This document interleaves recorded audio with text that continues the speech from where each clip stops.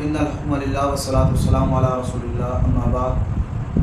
خبیر عمر مغل آپ سے میں گفتگو مناظر. سب سے پہلے آپ کو السلام علیکم ورحمۃ اللہ وبرکاتہ. سب سے پہلے آج اس موضوع پر بات ہوگی کہ قربانی کب ہوا کرتی ہے اور کب نہیں ہوا کرتی. جب قربانی میں 7 حصے انسان اگر گائے میں ڈالتا ہے یا بکرا کرتا ہے یا اونٹ کرتا ہے، اس میں جب آپ کے فاسد عقائد ہوں گے، غلط عقائد ہوں گے، تو آپ کی قربانی کا تو نہیں ہوگی. اگر آپ 7 حصوں میں شامل ہیں، آپ کے ساتھ 6 شریک ہیں اور آپ کوئی باطل عقیدہ رکھتے ہیں، تو پھر بھی آپ کی قربانی نہیں ہونے والی. اور جو آپ کے ساتھ 6 شریک ہیں، جو 6 لوگ آپ کے ساتھ حصہ ڈالنے والے ہیں، ان کی بھی قربانی نہیں ہونے والی. اور جب آپ گوشت کا ارادہ کر لیں، اس سے کھانے پینے اور مزے کا آپ ارادہ کر لیں، اس کے وقت آپ کی قربانی نہیں ہونے لگی. کیوں بھائی؟ قربانی خالصۃ لوجہ اللہ ہوا کرتی ہے.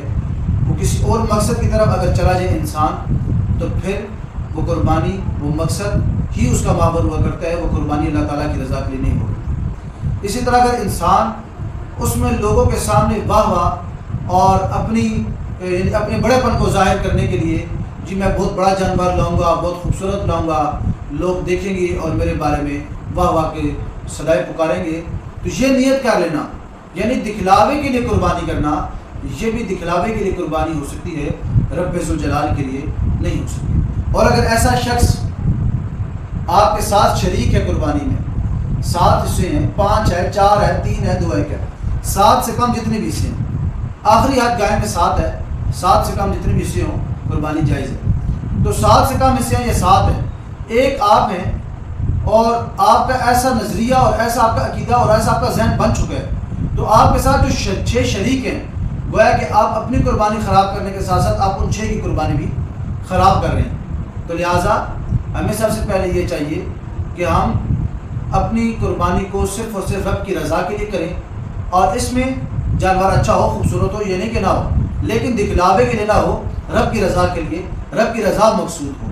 اور اس میں یہ ہے کہ ہمیں غور کرنا چاہیے کہ جانور بڑا نہیں ہے، خیر ہے، چھوٹا ہے، پھر بھی ہمیں اس میں سب سے پہلے یہ دیکھنا چاہیے اس میں کوئی شرعی عیب نہ ہو. اگر وہ عیب دار ہے، اس میں کوئی نہ کوئی عیب ہے، تو وہ کھانے پینے کے لیے ویسی تو جائز ہے، لیکن اس کی قربانی جائز نہیں ہوا کرتی. قربانی کرنے کے لیے جانور کا صحیح ہونا اور شرعی عیبوں سے پاک ہونا ضروری ہے.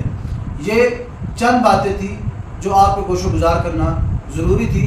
اللہ تعالیٰ مجھے اور آپ کو سمجھنے کی توفیق نصیب عطا فرمائے. والسلام.